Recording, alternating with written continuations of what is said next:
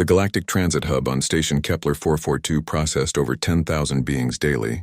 Commuters from 100 worlds passed through its luminescent corridors, their forms as varied as the stars themselves.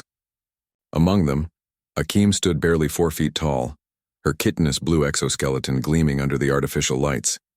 She was Cathara, a species known throughout the galaxy for their diminutive stature and, consequently, their dismissal by nearly every other race. Akeem had learned long ago that height mattered in the galaxy. The Vraxians towered at 9 feet, their military prowess legendary. The Sultan stretched to 7 feet of sleek, calculating intelligence. Even the humans, those strange mammals from the recently inducted Earth, averaged nearly 6 feet. In a universe that equated size with capability, Akeem had spent her entire life being overlooked. She approached the employment kiosk for the 3rd time that week, her 4-fingered hands clutching her credentials pad. The holographic attendant barely glanced at her profile before the rejection flashed across the screen. Insufficient physical parameters for cargo handling. Insufficient height for security detail. Insufficient reach for maintenance operations. Always insufficient. Akeem's mandibles clicked softly in frustration. She had graduated top of her class in engineering. She could calculate hyperspace trajectories in her head. She had once held her breath for 40 minutes to repair a life support system in a flooded compartment. None of it mattered when she couldn't reach the standard control panels. "Excuse me, miss?" The voice was warm, accented with that peculiar lilt humans carried. Akeem turned to see a man in a faded blue uniform, his bronze skin creased with smile lines, his graying hair tucked under a worn cap. His name badge read, "Harry Transit Operator." "Yes?" Akeem asked, expecting another pitying look or dismissive gesture. Harry gestured toward the massive transit bus idling at Platform 7. "You've been here 3 days straight trying those kiosks. You looking for work?" "The kiosks believe otherwise," Akeem replied, unable to keep the bitterness from her translator's output. Harry chuckled, a sound like gravel in a warm stream. "Kiosks are idiots. Pardon my language. I'm short a cooperator for the deep station route. Computer systems keep failing, and I need someone who actually understands the guts of these machines, not just some tall fellow who can reach the top shelf." Akeem's antennae perked forward. "You would hire me? Without checking my parameters?" "Already did," Harry said, tapping his data pad. "Saw you fixing that junction panel yesterday when the technicians gave up.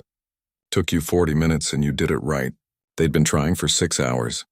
He extended his hand, that strange human gesture of greeting. "Question is, you interested?" For the first time in weeks, Akeem felt something other than resignation. "Yes, very much yes. The deep station route was no paradise.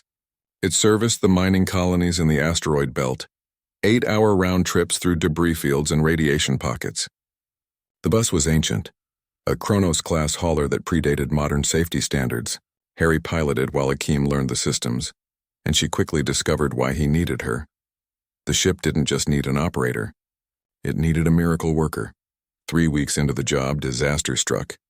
They were transporting 47 passengers, Vraxian miners, Sultan administrators, a family of Torgaths, and a handful of humans, when the primary stabilizer failed mid-route.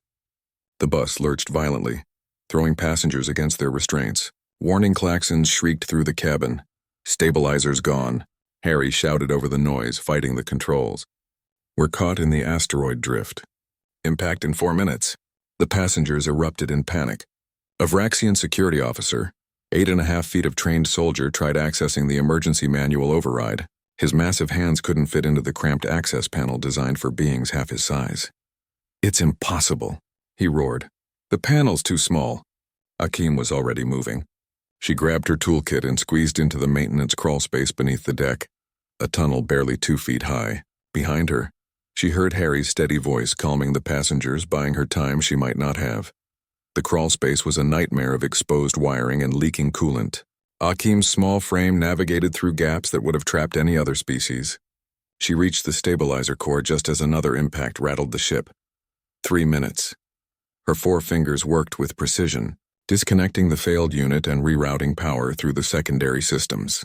The Cathara had one advantage their size granted.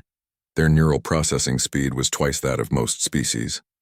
While others saw a blur of motion, Akeem's mind processed each wire, each connection, each calculation with crystal clarity. 2 minutes. Come on, she whispered, splicing the final connection. Her chitinous hands, so often dismissed as delicate, held firm against the vibrations threatening to shake her apart. 1 minute. She activated the override. The bus shuddered once, twice, then smoothed as the backup systems engaged. Through the crawlspace walls, she heard cheering. When Akeem emerged, covered in coolant and hydraulic fluid, the entire passenger compartment stood in ovation. The Vraxian officer, tears streaming down his scaled face, dropped to one knee. I dismissed you, he said quietly. I saw your size and assumed weakness. I was a fool. Harry helped Akeem to her feet, his weathered face split in a proud grin. Folks, he announced to the passengers, this is Akeem. She's 4 feet tall and just saved all 49 of us. He looked down at her, his eyes twinkling. Still think height matters in the galaxy? Akeem's mandibles formed the Cathara equivalent of a smile. Ask me again after I've reached that top shelf. The laughter that filled the bus was universal, transcending species and size. And when they docked at Station Kepler 442, Akeem had 47 job offers waiting. She turned them all down. She already had the best job in the galaxy, working alongside a human who had seen her strength when everyone else saw only her height. Sometimes, she reflected, it took humanity's strange wisdom to remind the galaxy of an ancient truth. Strength comes in all sizes. You just have to know where to look.